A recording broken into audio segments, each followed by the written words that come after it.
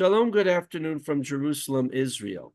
This is Mr. Lowell Joseph Gallen, founder of the Root and Branch Association Limited, established in the United States, of God of Israel Bless America, in New York State in 1981, now celebrating our 43rd year. Today is Monday, August 19, 2024, in the Gregorian calendar, and it is the 15th day of Av in the Hebrew Israelite calendar, the fifth month Av. Now, it also happens to be Tu B'Av, which is a very special day.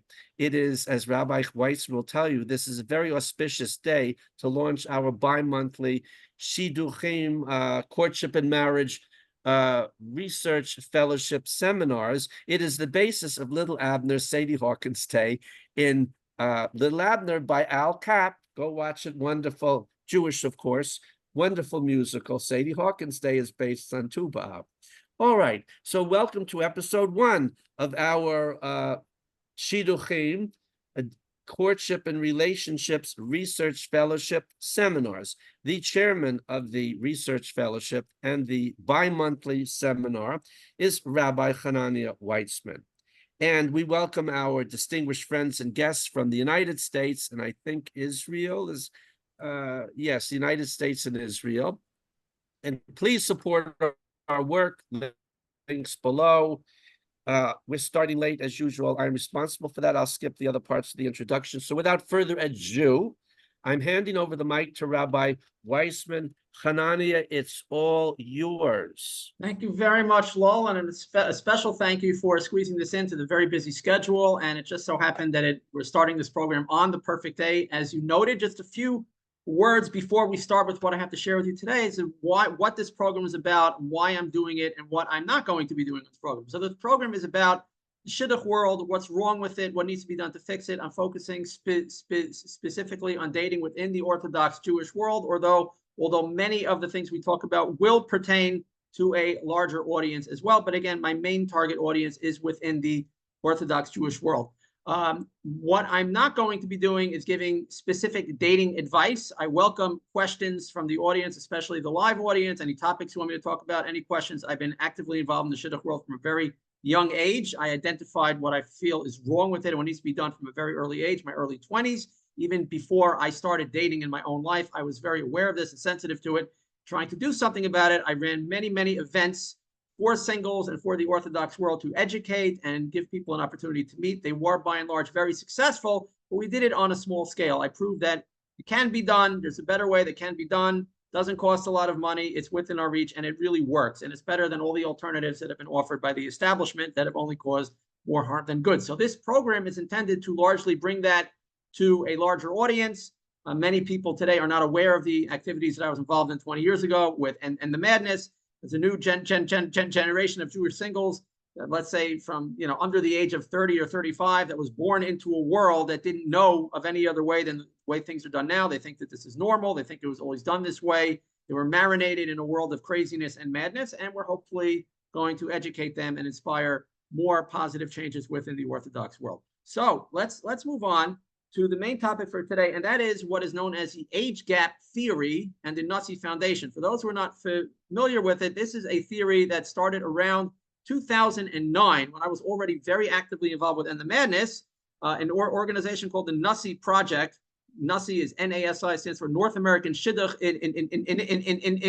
Initiative, came up with this idea that the cause, not one of the causes, but the cause of problems in the shidduch world is an imbalance between the numbers of single men and single women. And this could only be solved by men being urged, pressured, and matchmakers being bribed, incentivized to have men go out with women very close to their age or even older than them. So we're going to examine this in great depth, and we're going to take a deeper look at the NASI project. So I'm going to share my screen now. Just a moment. Okay. We can see it, yes. Okay, good. So what you see over here is an article from the yeshiva world, not exactly a great source of news and information, as I've noted on my other programs, but nevertheless, this is an article from 2009.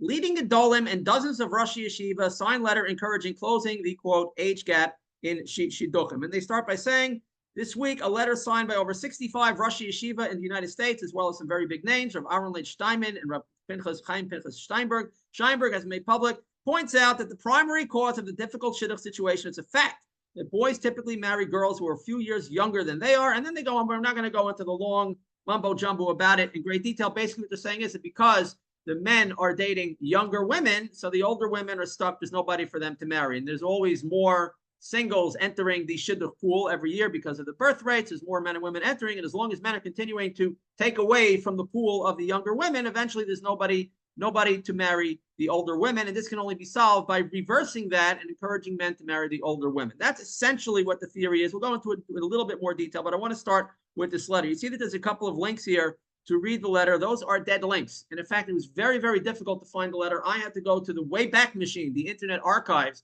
find a copy of this letter, which is very interesting because you would think a letter signed by, at that time, 65 rabbis. They publicized later there was 70, maybe even 90, I think I saw somewhere. They kept on adding more names to this proclamation that this was the problem and this was the solution. You would think that this would be established Torah by now, right? It would be published in all the Sfarim.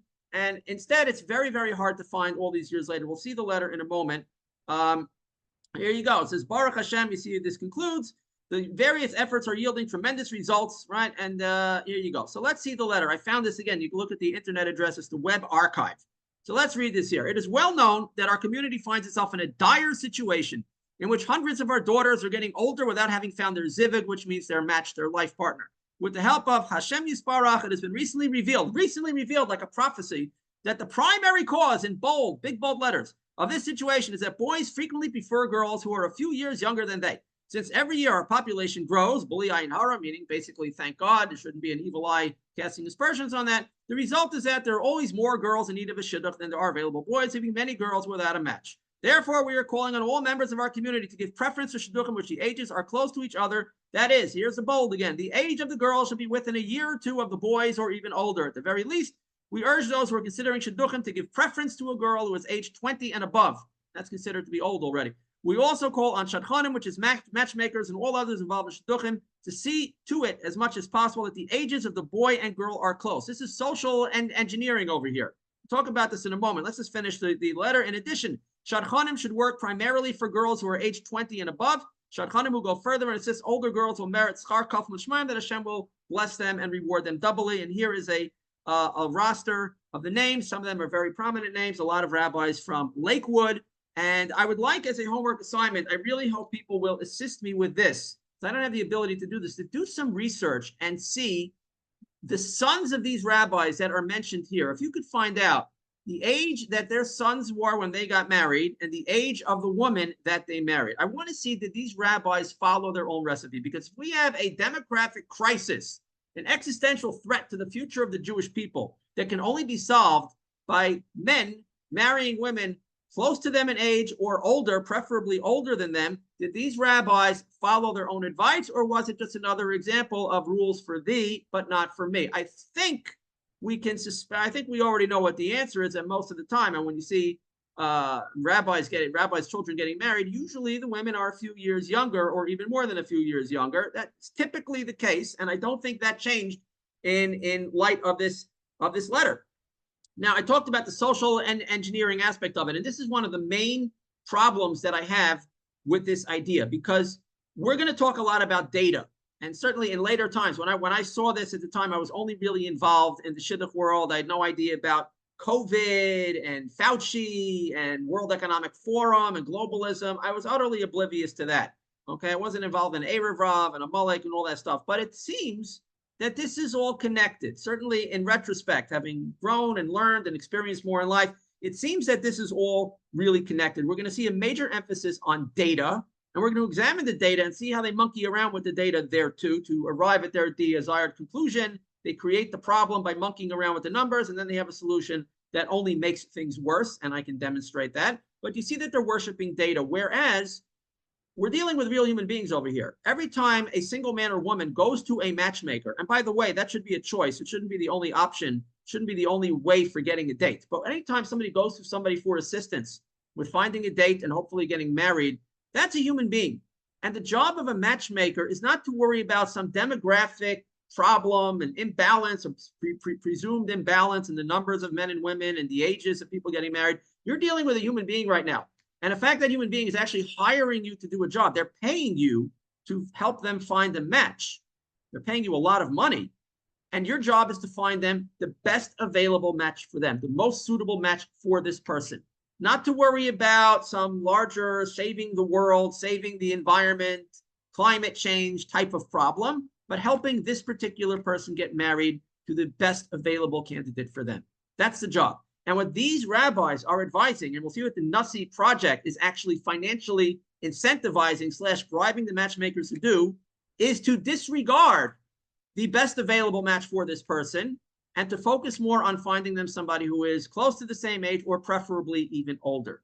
Meaning that if the shadchan goes through their little black book and they see that the 24-year-old man can go out with a 21-year-old woman, and this would be choice A, the best available match, the one that makes the most sense. But the 24-year-old man can go out with a 25-year-old woman who is maybe reasonable. You know, it's a reasonable match, but it's not the best.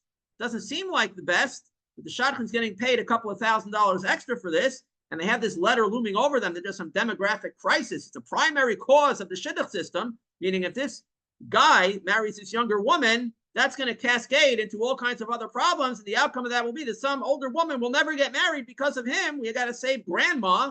In this case, we got to save the older single woman. So therefore, we're going to throw out the best available match for this human being standing before you, putting their trust and hope in you and paying you to do a job, and give them a second best match or a third best match.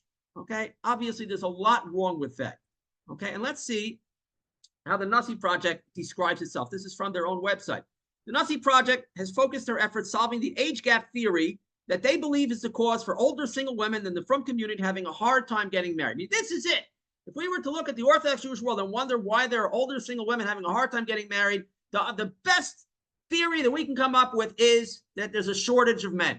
No other real problems to focus on. Not maybe they are looking for the wrong things, not that it's too hard to meet people in general, not that there's too many rabbis and experts and authority figures interfering with social engineering and controlling how people meet, who they meet, etc. No, just a numbers game.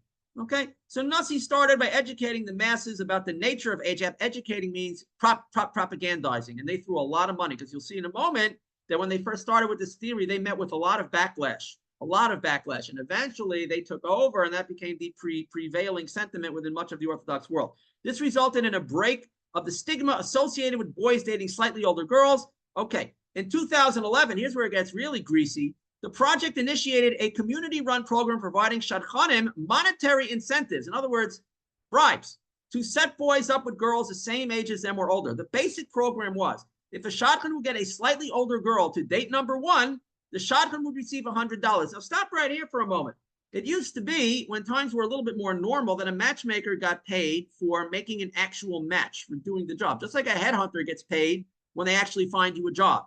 And a real estate agent gets paid when you sign the contract, not for showing you an apartment, not for getting you a job interview, but for sealing the deal, getting the actual job done. The only reason why a matchmaker exists is to make matches, not to get people dates, but to get them the right date that will lead to a marriage. The date that doesn't work out isn't really benefiting anybody. But here, they're lowering the bar to just pay the shadchan to set up the date. So the shadchan knows, if I get this guy to go out with a girl who's a little older than him, I'm getting $100, free and clear. I just got to twist his arm and convince him to go out, and I'm getting some easy money. Whereas shadchanim have a very low percentage rate of success in getting people married. To hit the jackpot of getting $2,000 or $4,000 for getting people married, that happens very infrequently for most shadchanim. But if now they're getting paid just to set up a date, well, that's a pretty good deal for them. So they'll do anything necessary to get the boys to go out on the dates with the older women. They're not going to suggest the best available match. They're going to suggest the match that gets them the money. If it reached the date number 4, the shadchan received an additional, they still have that typo there, $400. So again, guy comes back after date number 1, says, I don't know, I'm not really so sure. The shadchan's going to say, give it another try. Give it another try. Why? Is that in the best interest of the man and the woman, or the best interest of the shadchan? The shadchan knows if we can get to another milestone, I'm getting more money. So the shadchan is not going to give good advice to the singles. They're not advocating for the singles anymore. They're thinking about the money. And again, the singles are the ones that are coming to them, real human beings with the real hopes and fears and dreams, coming to them for assistance and paying them very handsomely for successfully helping them. And now the shadchan is no longer thinking about the best interest of the single, but thinking about the kickback. Now think about the modern times. When you go to a doctor, you want your doctor to give you the most suitable treatment for you, the doctor to understand your medical history, your personal needs, how your body works, what works for you, what doesn't work for you, and to give you the best available medical treatment. But if the doctor knows if he prescribes this particular drug, he's getting $1,000 kickback, obviously that's not your doctor anymore. That's somebody else's doctor. And you're just, there to make him some money. That's a problem. The doctor should be working for you. The shadchan should be working for you. And there should not be external forces in the background that the single and the patient might not even be aware of, influencing how that doctor or that matchmaker is thinking. It's very, very sinister. The project then moved to encouraging single women ages 22 and up to put a specified amount of money, listen to this, into an account managed by the NASI project that would be paid out to the shadchan that made a shidduch. So now these singles are being asked to put money into what we hope is an escrow fund. It seems they did get the money back in the end. It didn't work out. But either way, they got to come up with a large amount of money just to be put into an escrow fund that will be paid to the shadchan if the shadchan gets them married. This money would be an incentive to shadchan who would otherwise focus on younger girls. And here we go. If you're a 22-year-old woman, you got to come up with $5,000 to put into this escrow fund to incentivize a shadchan to give you the time of day. Because the shadchan only wants to work with the 20-year-old or the 19-year-old or the 21-year-old. Not with you, 22. You're already a harder case to work with. You already have a few years of dating under your belt. You're already a difficult case. They don't want to work with you. So therefore, the shadchan knows they got $5,000 sitting in an escrow fund that if they get you married, on top of the bonuses they get for every date that they get you to go out on, now they're getting $5,000 extra for getting you married. If you're 23, you got to cough up $6,000. 24/7, every year you got to add on another $1,000. So what if you can't come up with that? Well, the NASI project, we'll see later on the next link, says tough luck. Basically, find a way, or tough luck. The shadchan will not give you the time of day. This is wicked. I mean, this is just cruel. This is wicked. This is disgusting. And yet this is what the rabbis are signing on to and endorsing. Is this what the rabbis themselves are doing for their kids? Are they coughing up money, putting it into an escrow fund? What if you have a family with 4 kids of marriageable age, 4 daughters of marriageable age? You got to cough up $25,000, $30,000 to put into an escrow fund. Otherwise, tough luck for you. The shadchanim are going to focus on the people who can. It's disgusting. It's horrible. It's turning human beings into garbage, into slaves. It's disgusting. And it goes on. The NASI project is currently focusing its efforts on getting boys in yeshiva to enter the dating world at a younger age. More social engineering. How about people start dating when they're ready to get married, and we should encourage them to get married as soon as possible. But there's no one-size-fits-all approach. How about we follow the Torah?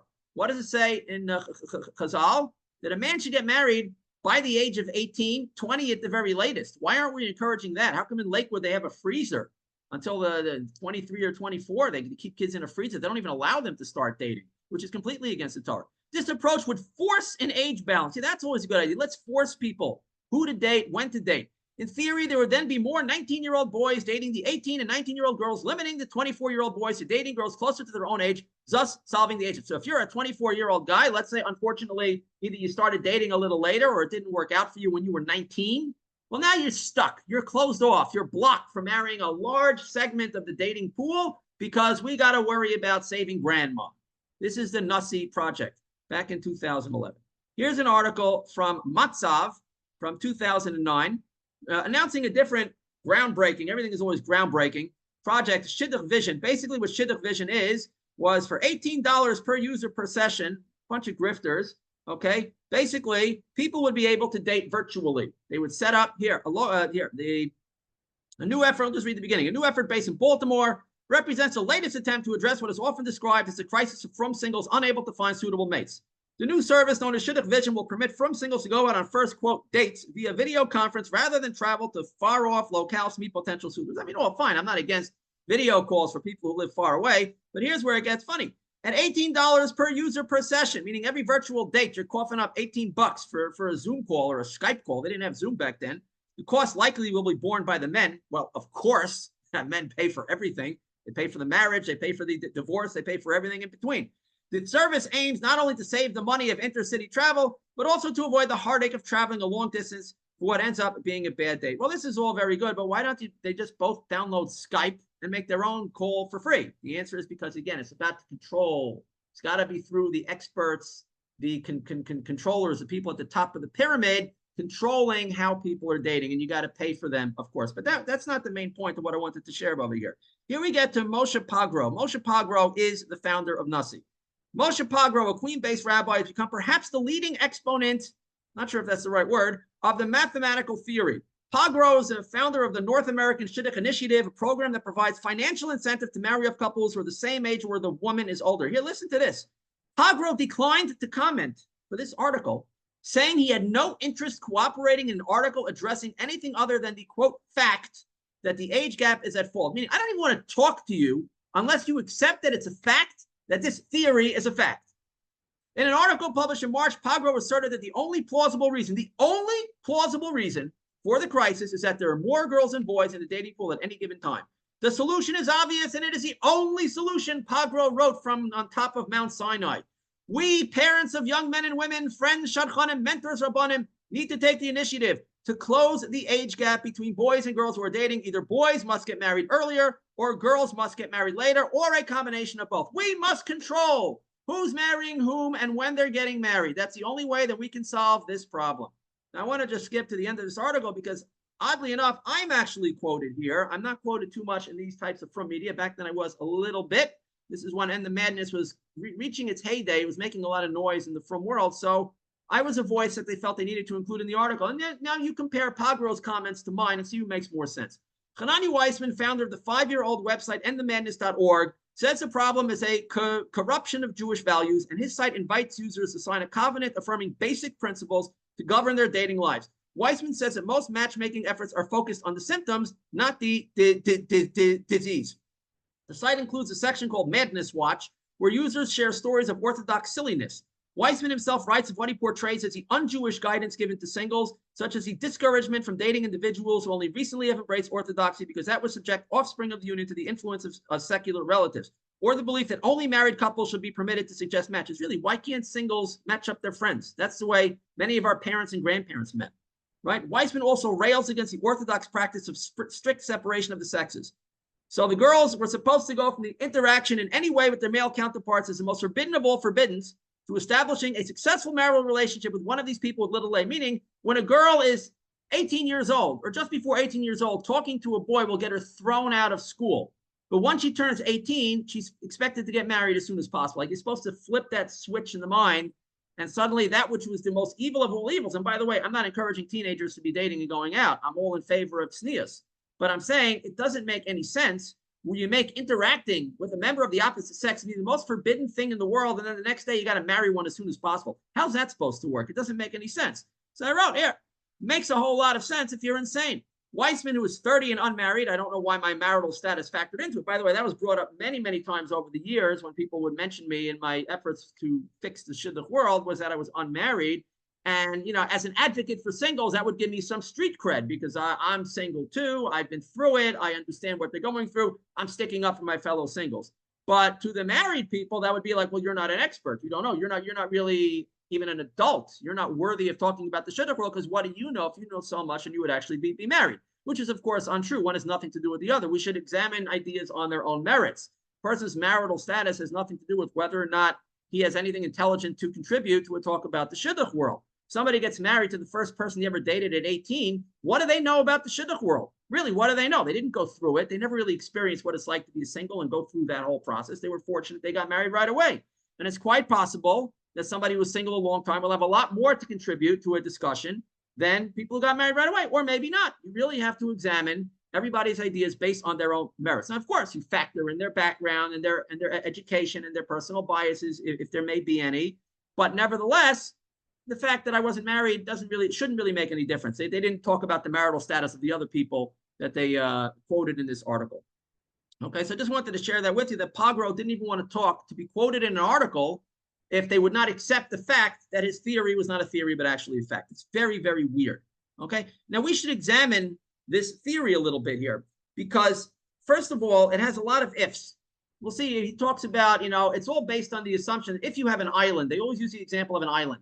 If you have an island with 150 women and 150 men, right, and the men are going to marry the younger women, then the older women are not going to have anybody to marry. Or they say there's actually an imbalance. If you have like 150 women and 100 men, and the 100 men marry the youngest 100 women, then the oldest 50 women are going to be shut out. Now, if that's regardless of how you bounce those ping pong balls, 50 women are going to be shut out in that theoretical environment. But then they say, well, every so often a boat arrives and brings a new shipment of men and women to the boat. So they say, the men should always marry the older women. So then when the new men come to the boat, to the island, they can marry the older women. That works very well if you're in a tightly controlled, completely sealed off environment, like rats in a laboratory, and you can decide who's mating with whom. That would work very well. But there's a lot of ifs over here, right? Because you're assuming the number of men and women. You're assuming the ages at which you're going to date and get married. You're assuming that you can control the whole process. You're assuming that this is even ethical. You're assuming that people are going to listen. There's a lot of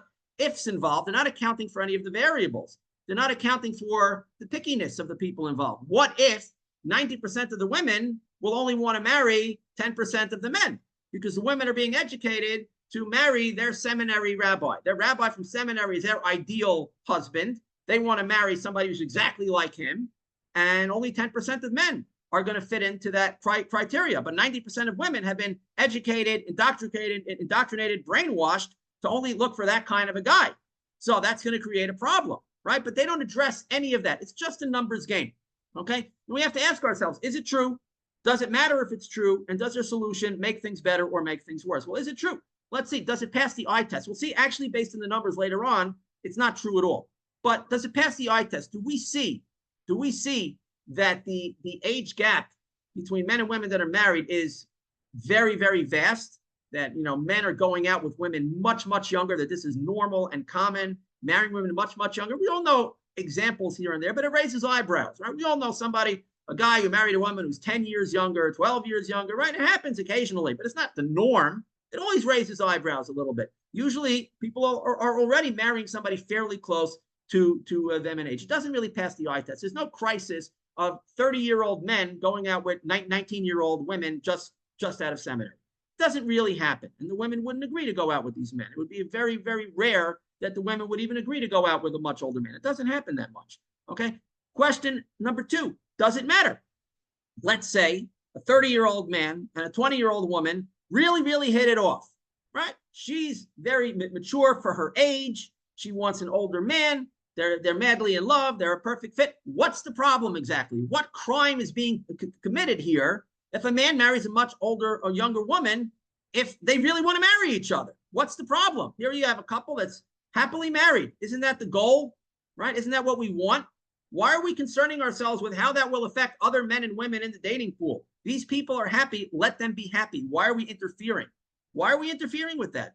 Okay, is there a solution making things better or worse? Obviously, the more you're going to interfere with things and try to control things, usually it's going to make things worse. We see this government overreach. Again, getting back to modern times. This is already ancient times, 2009, 2011. Getting back to modern times, we see how the world has changed in the last few years with the government overreach, where the solution for every problem is more laws, more financial bribery and incentives, more forcing people, more management from the experts.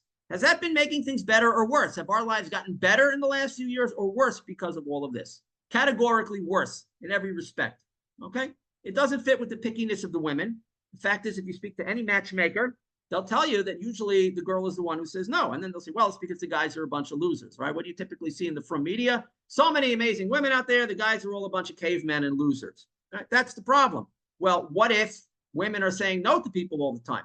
Does that fit with the theory that there's an age gap and women are desperate to marry anybody who's reasonably passable? Would they be quite so picky? If reasonably passable men were an endangered species, women would say yes much more often. And yet, usually it's the women who are saying no. It doesn't fit with the theory that there's just nobody around for the women to date and marry. We have to ask ourselves, if it was true that there's an age gap problem due to the birth rates and the demographics, why was this never a problem until 2009? Or why did nobody recognize that this was a problem until 2009? Until somebody had an epiphany. He got a prophecy and realized that this was the cause of problems in the shidduch world. We've been around for thousands of years, right? During most periods of Jewish history, when we weren't being executed en masse, we had high birth rates and a growing population. So why was there never an age gap problem? Why was there never a shidduch crisis? We see nowhere in our literature any mention of a shidduch crisis or an age gap problem or this being the solution anywhere, ever. No such thing. Why is that? We have to ask ourselves, does Hashem not know how to count? Chazal tell us, right? Famous Gemara. Every time a man is born, a bas kol, a voice comes out from heaven and said 40 days before a person is born, this man will marry this woman. Hashem arranges matches. What does Hashem sit and do all day? Right, the famous Medrash. After he created the world, what's he doing? He's making matches. Well, in order to make matches, you have to have the right number of people in the world, the right number of men and the right number of women. I like to believe Hashem knows how to count, that he's managing perfectly who he's putting into the world and at what ages, what times he's putting them into the world so they can properly marry each other. How does this fit in with our Torah to suggest that there's a serious demographic imbalance that we need to correct? Otherwise, people are never going to get married. Where is the bitachon in Hashem? Where is the trust that Hashem is running the world properly and knows how to count? How does this fit with the concept of a bashert that we hear so often about, that there's an ideal match for every person, and Hashem is going to make sure that those people have the opportunity to marry without the social engineering? How does it fit with that? They don't address this. How does it fit with the fact that it's a job of a shadchan to suggest the most suitable match for the human being standing before them? Is it not affirmative action to pay shadchanim to fix people up with what would be their less ideal choice, right? Which would not be the suggestion that came first in the shadchan's mind, but they're getting kickbacks, they're getting extra money. That's affirmative action. Why don't we have affirmative action for other, demographics of people that are handicapped in the shidduch world? Why are we throwing money at a problem instead of really looking at the problem itself? And why did the community ultimately accept it?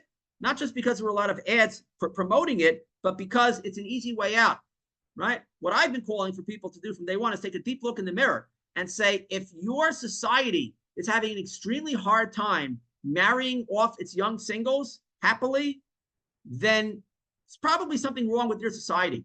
You can't blame it all on the television, the movies, the internet, the smartphones, the outside influences, etc.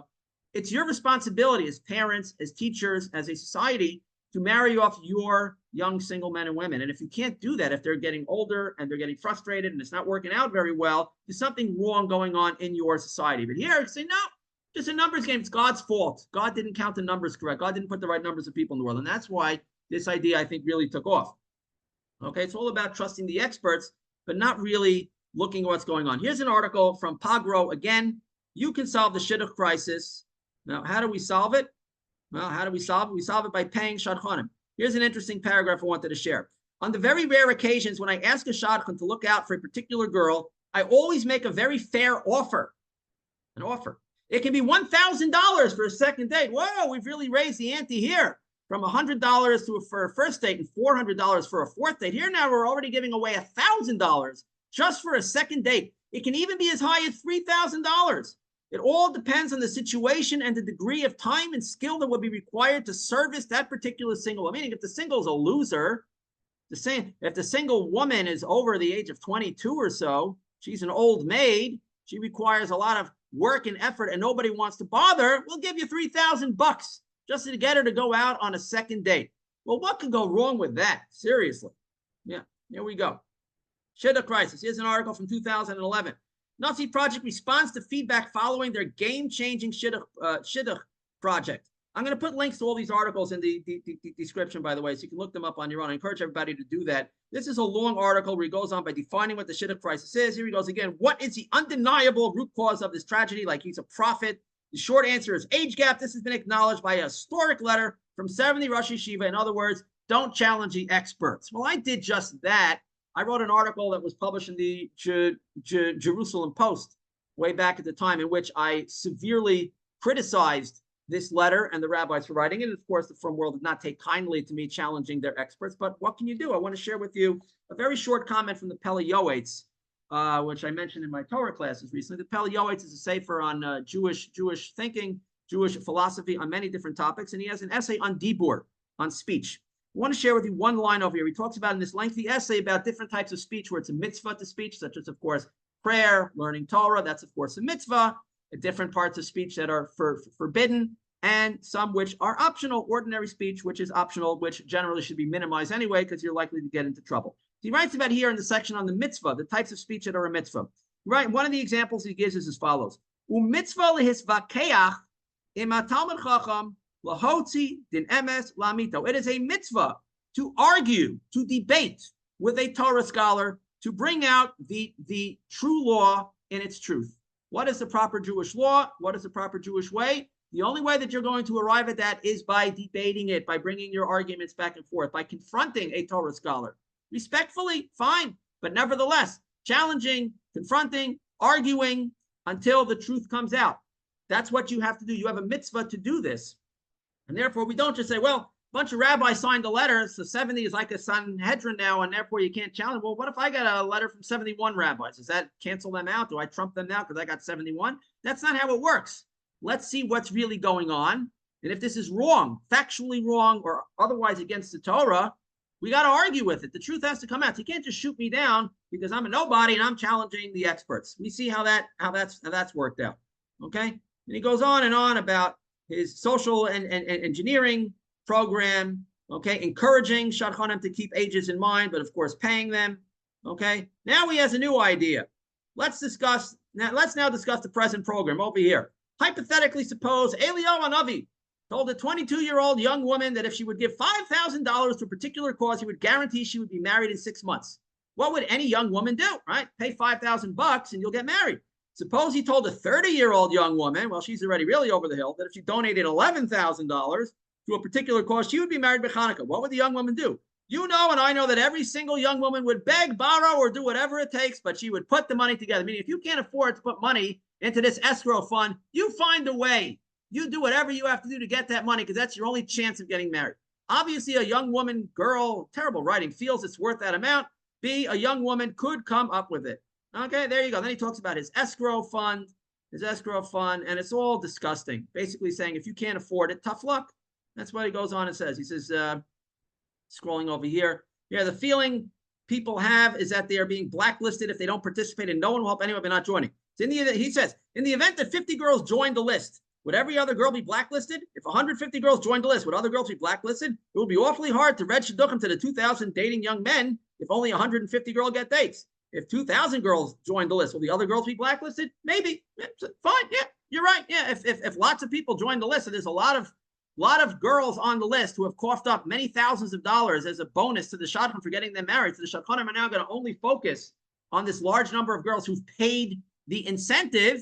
What about the other girls who can't afford it? Well, they may well be blacklisted. Tough luck. Try harder. Now, beg, borrow, or steal a little better if you really want to get married. This is really in line with Torah values.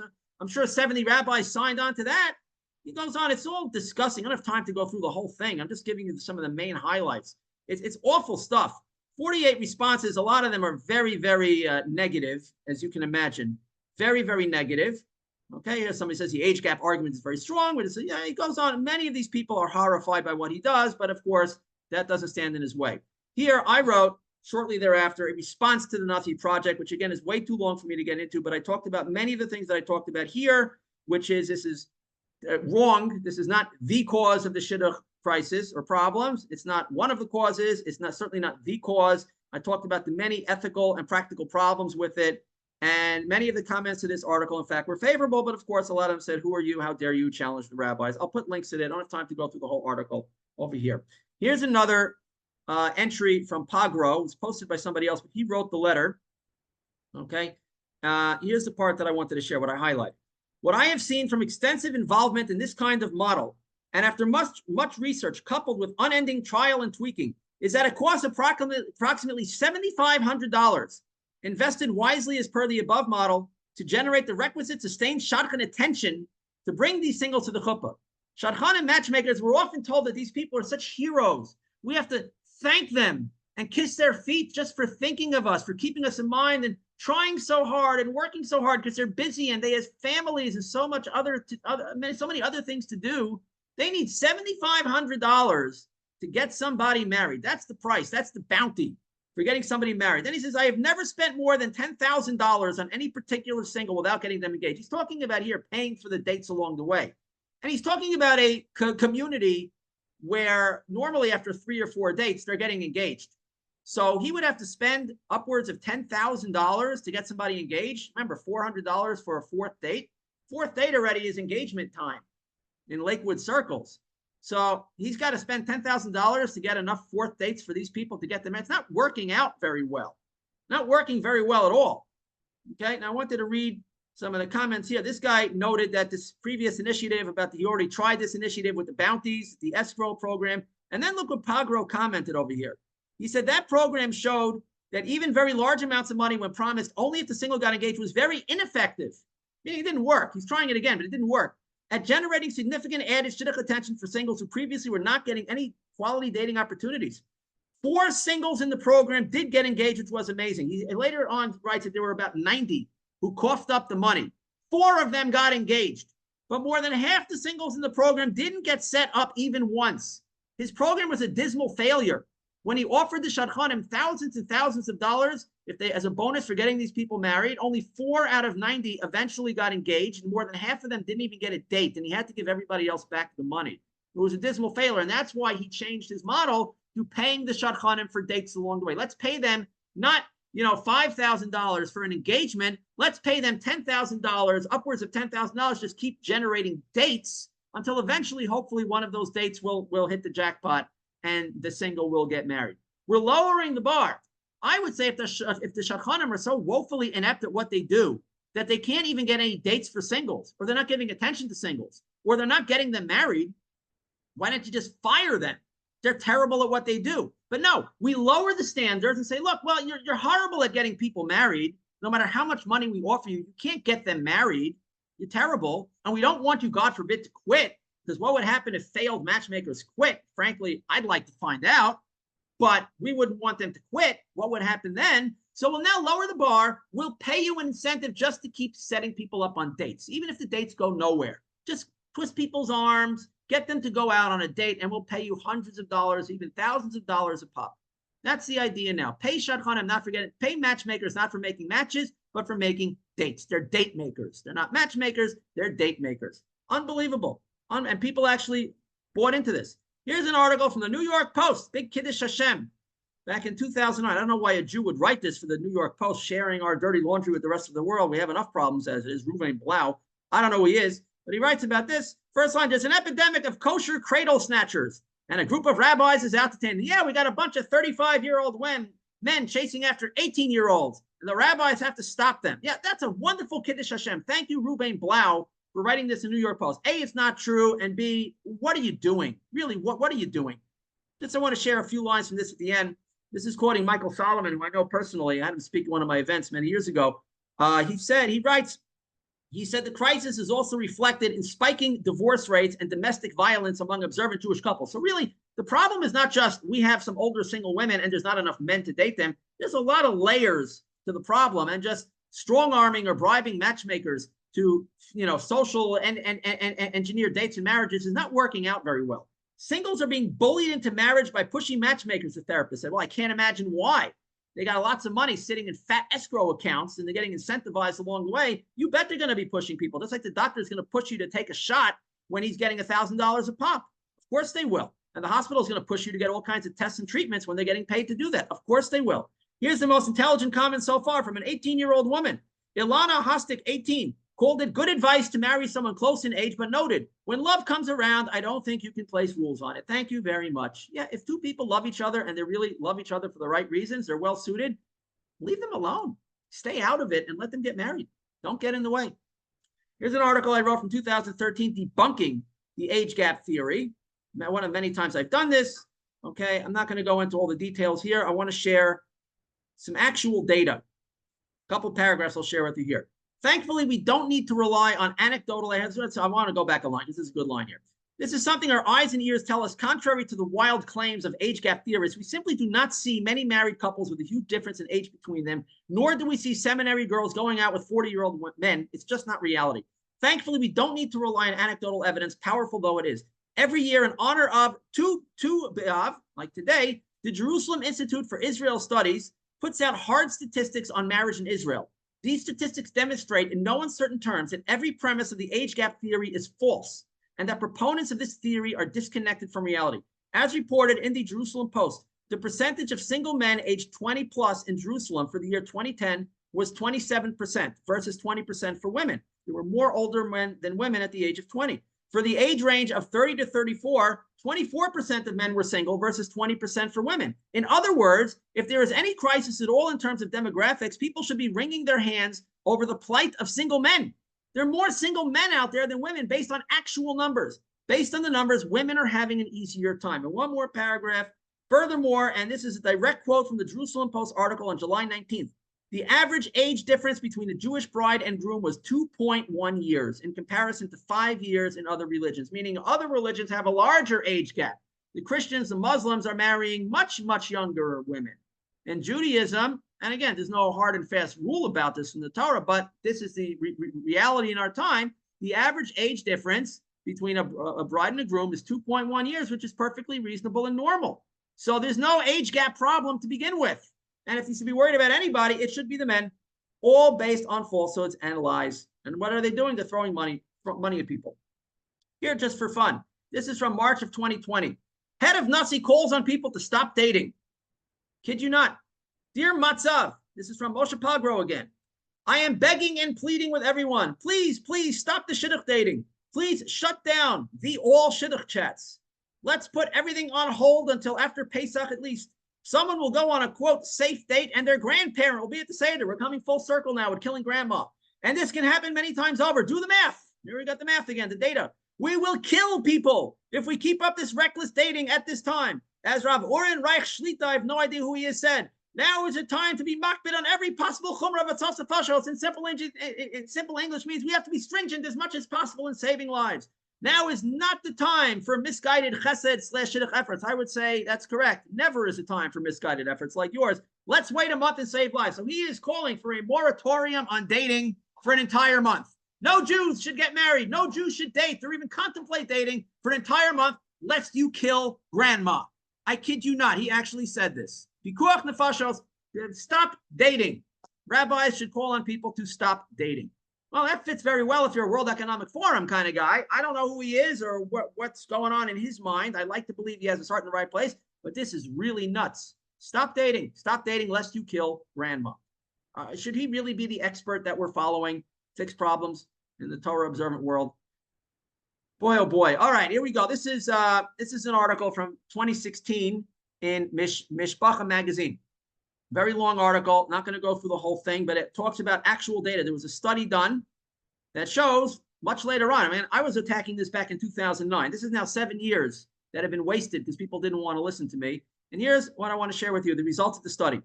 But most frum singles don't attribute their bachelor status to demographics. Oh, you don't say. You don't say. Have you ever met a single woman who said, you know why I'm not married? There just aren't enough men in the world. Have you ever heard a man say there just aren't enough women in the world? There's just no women. I just go to shul and I peek into the other side of the mechitza and I see no singles. They just don't exist. Can't find it. You can say I'm having a hard time finding somebody in my ballpark. It's hard to meet people. There's all kinds of people have baggage and hang-ups and they're too picky about the wrong things. Fine. But it's a demographic problem. Just aren't enough people? Of course not.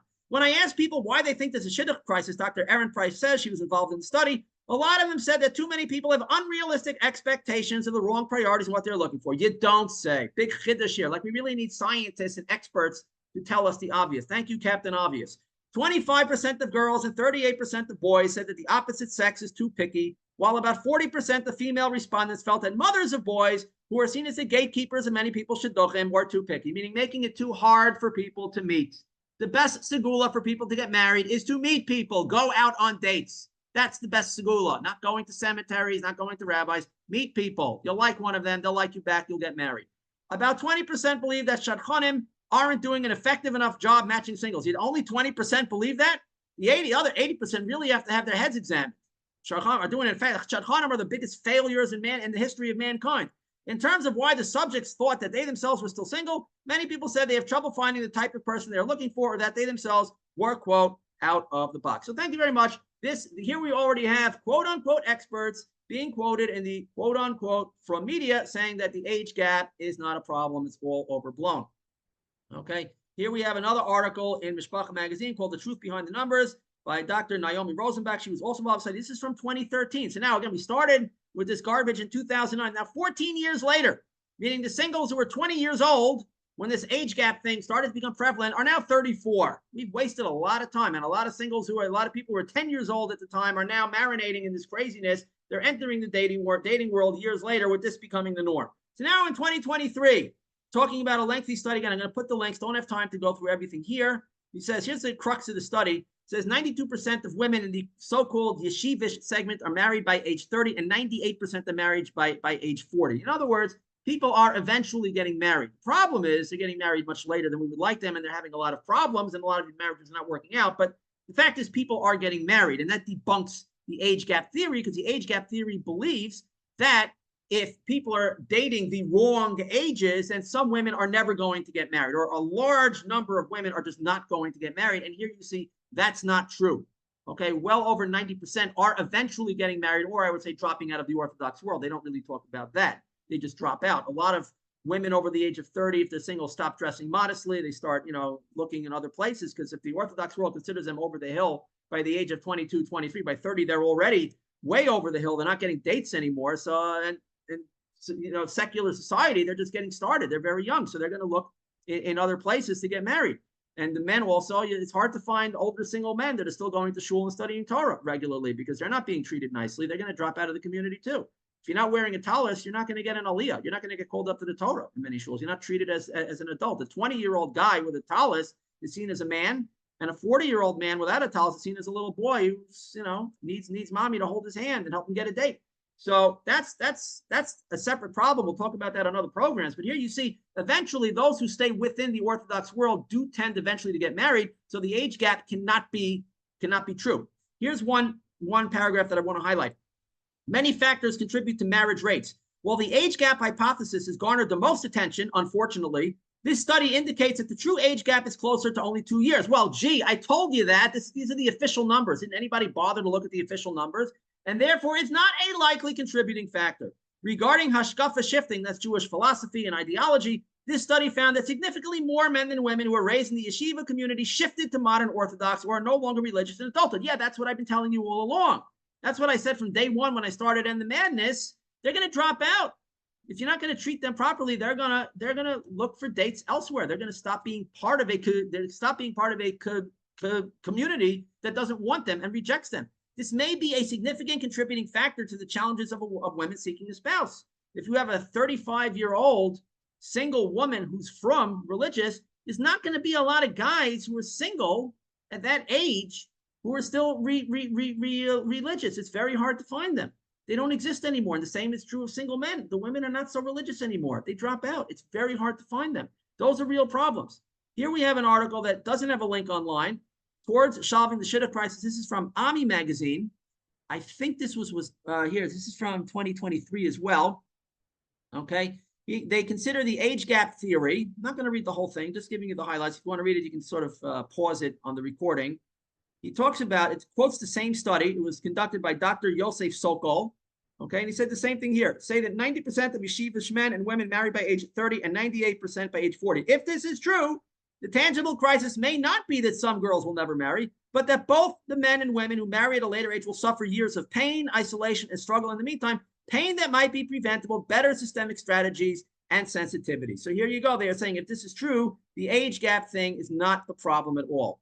Okay, and then they go on with some really wonky math that I really don't understand. I don't think they explained it very well. But anyway, they say over here at the end, a note on the marriage age gap. Again, they're saying this doesn't seem to be a real problem over here. So finally, about 15 years after Pogros coming out with this and getting a bunch of rabbis to sign on to his nonsense, it's the actual numbers are showing that it's simply not true. I was screaming this from the rooftops from day one, but nobody took it seriously, and that there are, in fact, other problems that need to be addressed, and End the Madness was, in fact, addressing. Okay, here we go. This is the study.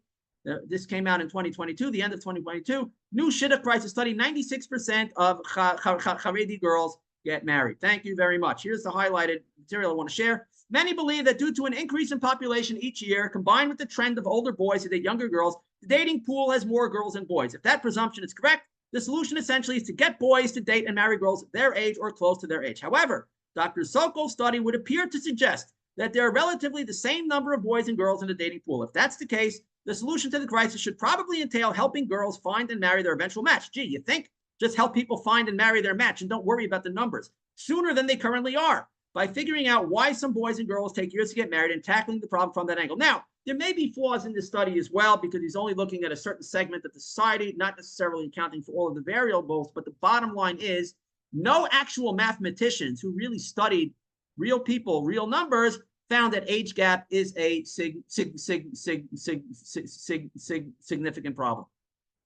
Here's actual numbers as well. These I got from a Shidduch initiative called 10kbatyisrael.org, where they're encouraging people to just set up their friends. And they originally posted their numbers. They took it down after I wrote an article about it. They were not pleased that I did this. But here were their actual numbers. This is from regular people setting up their family and friends, just encouraging people to make matches as much as possible. And they had it, or they had all the data by age, by gender. Okay, there were 916 dates set up for men and 1,050 dates set up for women. During that trial period, there were 49 engagements, which of course was equal for men and women. Thank God those numbers were still equal within the Orthodox world. Okay, but interestingly, here you see the totals, more total dates for women than men. Women were getting, some of the men were going out multiple times, I suppose, but the women were getting more dates than the men were. Okay, at least the one they were keeping track of. Now let's look at it by age. The age of 19, well, of course, women are starting to date younger than men most of the time. So 21 dates for the women, 2 for the men. 20, 55 for the women, 6 for the men. 21, 91 to 18. 22, 92 to 42. 23, almost even. Still more for the women, 108 to 100. 24, more dates for the women. 25, many more dates for the women. They're supposed to be way over the hill now. Women at 124 dates, men at 89, or at least matches. 26, still a little bit more for the women. 27, finally, it shifts. The age of 27, the men are now getting more dates than the women, although it's not a significant amount. You see, 66 to 64 already at the age of 30. And once you get to the late 30s, again, interesting, 34, the women had more dates, but there's very few dates at that point anyway. We see that as singles get older, they don't get much attention anymore. Hopefully by then they're all really married, and that's why there's fewer dates. But you see, there's no crisis of women not being able to get dates. So they say, well, the men have stacks and stacks of shidduch resumes, and they could just, women are kneeling at their feet, desperate for a date, and the men could be like Achashverosh and point, I want to go out with this one, and the women are so grateful for the opportunity to go out with any man. That's not reality. That's not the way it is. It's not the way it is at all. Okay. Here, this is from 2024. So if you think that bad ideas would finally be put to rest, let's see. This is from May 2024, pretty recent. Rashi Yeshiva, the rabbis are stepping in again to fix the world. Collaborate on systemic changes to address shidduch crisis. Well, let's see what their latest brilliant idea is. A meeting in Lakewood, New Jersey today of Rosh Yeshiva was focused on a fresh set of measures, more legislation from on high, more government intervention to combat the escalating challenges in the realm of shidduchim faced by Benos Yisrael, by the girls. Right? The guys have no problem. We got to save the girls. Don't worry about the guys. Guys are doing great. Okay? Sure. So here's a bunch of names. Here's the paragraph I want to highlight. It was discussed that the burden of resolving the shidduch crisis is not to be borne solely by the bachrim, meaning the young men. Young women are also called upon to make significant adjustments, delaying the commencement of their dating by a year subsequent to their return from seminary. Thank you, Rabbi Klaus Schwab. We are now legislating in Lakewood that women are being called upon. You're ready to get married. You feel you're ready to get married. Halakhically, you are allowed to get married. Chazal would say you should get married. The rabbis are saying, no, we have a demographic problem. We are essentially forbidding you. We're making it at the very minimum socially unacceptable for you to date for an entire year. Let's waste a year of your prime dating and childbearing years because you'll kill grandma, right? That's what we got to do to save the world. Who the heck are you to tell me I can't get married? We have a mitzvah to get married. Rav Moshe Feinstein has a tshuva about this newfangled concept that if there are two single women in a family, two sisters, the younger sister must wait for the older sister to get married. And sometimes they wait many, many years for this until eventually they'll ask for forgiveness and they'll be given a hector to date with great guilt. Okay? Rav Moshe Feinstein says this is completely untrue. It's ridiculous, right? You have a mitzvah to get married. And if an older sibling, feels bad about it, he's got to get over it because he's not allowed. He says he's not allowed to be jealous of the younger sibling. You are prohibited in the Torah from being jealous of somebody. The younger sibling has a mitzvah to get married, and nobody has a right to interfere with your performance of a mitzvah. Say, sorry, you have to put off doing your mitzvah until somebody else can do the mitzvah first. Would we ever say to a married couple, you have to put off having children until your older sibling has kids because they'll feel bad if you have kids first? Or would we say that you have to wait till you get a job until your older sibling gets a job because they'll feel bad if you're moving ahead in life first? Horrific. Nobody, it's absurd. When it comes to getting married, no, wait a year, wait as long as necessary. Legislating things that are completely against the Torah. This is so Erev Ravi, it's unbelievable. But the experts, the rabbis, the experts and the rabbis, it's unbelievable. Let's look at the tax returns for the NASI project, public information. So we have, dating back to 2012, available information. Look at the money they got coming in. Starting off with a paltry $119,000 in 2012, 2013 goes on the, more than doubles it, 317,000, well over 300,000. By 2015, they were getting almost 400,000. What are they doing with this money? Well, let's see. Let's scroll down here. They made a donation to Beis Yaakov Academy for Girls in Queens, to Oros, these are girls' seminaries, Oros Beis Yaakov in Lakewood, and to Ferris Beis Yaakov in Lakewood. $5,900, $11,800, $6,400 for purpose of the grant that they gave to educate girls of the importance of marrying in the faith. I do not believe this was a problem in the Beis Yaakovs. I don't believe that intermarriage was a major issue. What were they really doing? I believe, I can't prove this, but it's the only plausible theory that makes sense, is they were incentivizing these institutions to indoctrinate, brainwash the girls, the teachers, when they're making matches for the girls, to go along with the NASI program, paying them thousands of dollars to do this. Let's go ahead. Later years, 2016, over $300,000, dipped a little bit, but still well over 200,000, basically $250,000 and up every single year. Where did this money go? This is from the 2020. That's the last one. This is a 2020 tax return. Went to the Ani Mamin Foundation. They got $24,000 again to educate girls in the importance of marrying the faith. Oros Beis Yaakov in Lakewood. Camp Aguda, giving money to Aguda. Nasi is giving money to Aguda. All kickbacks, giving money to each other. Here's more. This is from 2015. I added up the numbers, but also in the latest one, Pagro himself, he didn't note taking a salary in any of these years. Let me just scroll up over here. But in the latest one, he decided to put himself on the payroll. Where is this? See the expenses. Here we go. Here's only 2 hours. 1 second. The X here's the last one. Okay, here's the latest one. He gave himself 30 hours and almost $100,000 in salary. All the other years he didn't. I don't know if he was getting money on the side or whatever. Maybe he was doing it at the goodness of his heart. I don't know. Now he's taking $100,000. This is from the latest available tax return, which is 2022. Okay. By the way, what do they tell the IRS? Briefly describe the organization's mission or most significant activities to provide religious outreach in the Jewish community. Yeah, they're doing outreach in Lakewood to educate the community about ways to keep Jewish women of marriageable age religious and observant. Interesting description. I would challenge that. Okay. What do they do with the money?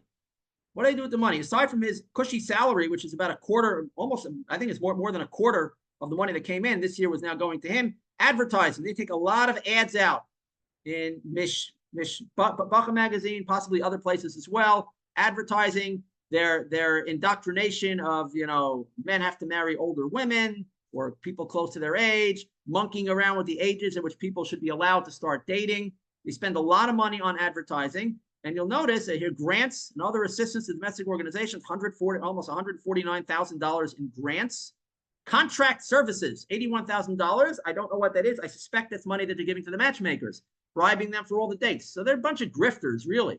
They're just grifting money, $250,000 and up every year. People giving their tzedakah money, their meiser money to these grifters to give to schools, to give to shadchanim, to give to advertising, to push an ideology. Unbelievable. This is what they're doing. Scroll down to the end. Let's see who got the largesse this time. American Friends of Mostos Boston in Brooklyn got $36,000 from NASI. Ani Mamin Foundation in Waterbury, Connecticut, $51,000. Benos Esther Malka in Lakewood, they're always getting money, $9,000. Yeshiva Gedola of Woodlake Village, Lakewood, $7,500. And Orchos Chaim in Lakewood, $10,000 and change. That's what he's doing with all his money. I added it up for you. The total amount of money that NASI has pulled in / grifted from the Jewish people from 2012 to 2020 to 11 years, $3,167,172. Okay? Over $3 million they've taken in, almost $300,000 a year. Now, to put that in perspective, now, again, his programs have largely failed. He's been debunked, and yet, nevertheless, the rabbis are continuing to come up with stupid ideas, failed ideas, continuing to push this age gap nonsense. Even though it's been debunked in their own press, they're just continuing to throw money at this problem. To put it in perspective, for $300,000 a year, you can buy 30,000 copies of End the Madness, Guide to the Shidduch World, the book I wrote, outlining in great detail what's wrong with the Shidduch World and what needs to be done to fix it. I'll give it to you at a big discount if you'll spend $300,000 on it. That would pay for 30,000 copies a year. Give it to every man, woman, and child in the Orthodox Jewish world and let them get some real sense and proper Torah values and perspective on dating. That would do much more for the cause. Okay, but I don't really want your money. What else can you do with $300,000 a year? You can, instead of paying shadchanim $100 to set up a date, how about pay the guy, right? You really want a single guy to marry an older woman? Be straight with him. Say, you know what? Listen, I understand you're a little hesitant to go out with somebody a little bit older than you. I'll give you $100. Give it a shot. I'll pay for the dates.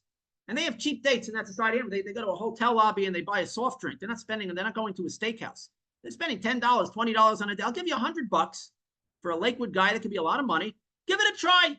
Just give it a try. Rather than paying the shadchan. I'm against paying people to go out on dates in general. I'm saying if you're already going to pay somebody for the date, why should you pay the matchmaker to convince or bully somebody to go out on a date? Cut out the middleman and say to the reluctant singles, so you can give the money to the woman too. Here's $100. Give it a shot.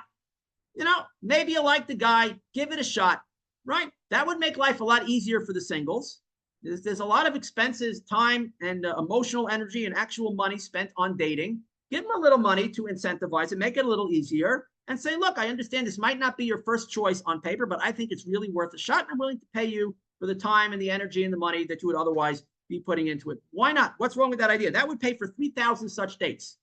I assume more of them would lead to marriages, and these guys were able to accomplish. And by the way, my friend Zevi Adler, a long time ago, he came up with just such an idea. He said he did it with his own friends. He wrote an article about this in the Jewish Press, which I copied and I put it up on my website, of course, giving him credit, and I republished it in my End the Madness book. And I've been promoting this idea. Was to do just that. You can just do it on a friendly basis. Go over to a friend and say, look, you know, dating is hard. I know there's a lot of money involved. I'd like to help out with the date. Here's $20 for the date. If you get married, you know, all I want is to be invited to the wedding. That was what he said to his friends, and he got invited to a lot of weddings. And I said, why don't we do this on a larger scale and just tweak it slightly? A matchmaker could say to a single, I'm so sure that this is a good idea. Here's $20 to go out on a date. If you go out on a second date, give me back the $20. That's all. Or just even keep the $20. If you get married, give me $2,000. If the shadchan gets it right 1% of the time, they're breaking even. Shouldn't we expect the shadchan to get it right 1% of the time? To get it 2%, if they get it right 2% of the time, they're doubling their money. If a shadchan can't get it right 2% of the time, they should be weeded out of the system. They shouldn't be making matches at all. So this would be win-win for everybody. The good shadchanim would be making money, and they'd have a much easier time convincing singles to go out on dates because they're sharing the expense, they're sharing the burden. Just like any other professional, a real estate agent is spending time and money taking you to see apartments. They're investing in their business. If they're unsuccessful at what they do, they're not making a successful match. They're not closing the deal often enough to pay their way. They go out of business, and they should go out of business because they stink at what they do and they're wasting people's time and energy. The same should be true of matchmakers. So why don't we invest the money that way? Encourage people to go out on dates by cutting out the middleman. Give it to the singles and say, here, go out on the dates. You could do 3,000 dates a year at $100 a date with the money that NASI has been pulling in. Or my favorite idea, subsidize 3,000 events for singles. I ran many, many events when I was doing End the Madness. We did it on a volunteer basis. The events paid for themselves. We didn't charge a lot to come to the events. They were really high quality events. And let's say you can't do it as well as I did it. You have to have more expenses along the way. You're going to want to rent the shul. The shul will give you a discount, whatever. Let's say you're going to spend $100 on an event and plus charge singles to come. All right, whatever. It doesn't have to cost that much money. I have a lot of ideas for events. You could subsidize 3,000 events. That's 10 events every single day. Excluding, Shabbos, Yom Tovim, whatever, basically 10 events a day in all major cities for singles. Wouldn't that lead to a lot more matches and throwing money at NASI that in turn gives it to shadchanim and gives it to schools and Beis Yaakovs and things like that for their ridiculous ideas that don't work? Unbelievable. Over $3 million have been poured into this organization, and it's a dismal failure. It's time to stop. It's time to stop the nonsense. I don't know why bad ideas have such a long shelf life, why people are so clinging to them with such a desperate passion. Maybe it's because, like I said, it's an easy scapegoat. You can blame God for the shidduch crisis. You can blame a numbers game. You can blame everybody but yourself and your own society. Maybe that's why these bad ideas have a long shelf life. But it's time to bury the bad ideas and go with what's right. That's my presentation for today. I'm going to stop the screen sharing, and I will see comments and questions, which I very strongly encourage. See a lot of comments. Are they still using this? I don't know. NASI is still around today. Well, I don't know specifically what they're doing with their money. I do know that they advertise, and mostly they seem to be focused, based on some of the advertisements that I see, they're focused on pushing the starting ages when men and women are going to date, trying to monkey around with the ages. When girls should start dating later, boys should start dating younger. That's what they're trying to do. They're still focused on an age gap theory, like that's the root of the problem. And the solution is to legislate from on high, mandate who's able to date and when they're able to date, really interfering in the most deeply personal aspects of somebody's life and interfering with the fundamental mitzvah they have, saying, no, you're not allowed to date yet because grandma will never get married, or you have to start dating sooner. It's awful. It's absolutely awful.